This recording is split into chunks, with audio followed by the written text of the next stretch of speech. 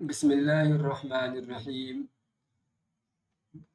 سبق نمبر 2، ہماری کتاب حصہ پنجم اردو میں آئے ہوئے سوالات کے جوابات اور جو کچھ اس سبق کے اندر آئے ہوئے ہیں سب کو دیکھیے۔ سوال نمبر 1، پیارے رسول صلی اللہ علیہ وسلم کو ماہ مدینہ اور سرور عالم کیوں کہا گیا؟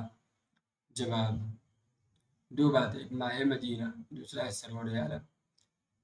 پیارے رسول صلی اللہ علیہ وسلم کو ماہ مدینہ اس لیے کہا گیا ہے کہ آپ صلی اللہ علیہ وسلم کی ذات مدینہ منورہ کی روشنی اور زینت ہے۔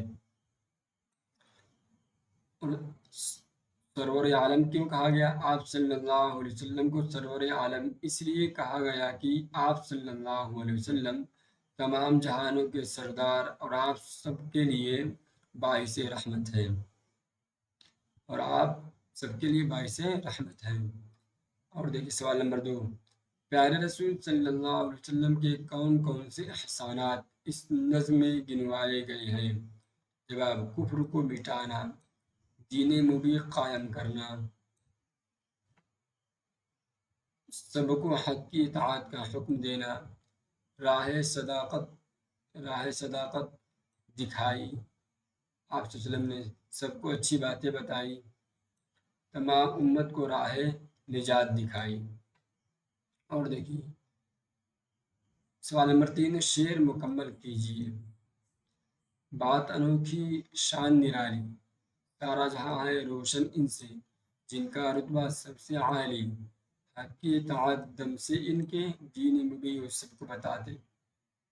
آسان ہے، مندرجہ ذیل الفاظ کو جملوں میں استعمال کیجیے۔ دیکھیے، راہ، ہمیں ہمیشہ راہ حق پر چلنا چاہیے۔ رات کو تارے چمکتے ہیں۔ نمبر 3، سب مسلمان آپ صلی اللہ علیہ وسلم سے محبت کرتے ہیں، دکھاتے، استاد ہمیں سبق دکھاتے ہیں۔ سوال نمبر 5، مندرجہ ذیل الفاظ کی ضد لکھیے۔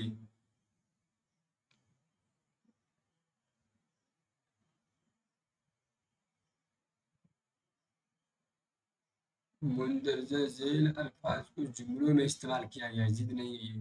انوکھی، نبی کریم صلی اللہ علیہ وسلم کی زندگی انوکھی مثال ہے۔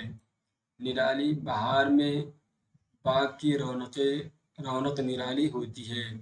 امت، رسول اکرم صلی اللہ علیہ وسلم کی امت سب سے بہترین امت ہے۔ اطاعت، اللہ کی اطاعت میں ہی کامیابی ہے۔ رتبہ، پیارے رسول صلی اللہ علیہ وسلم کا رتبہ سب سے اعلیٰ ہے۔ اور ضد یہ ہے، اعلیٰ کی ضد ادنا، کفر کی ضد ایمان،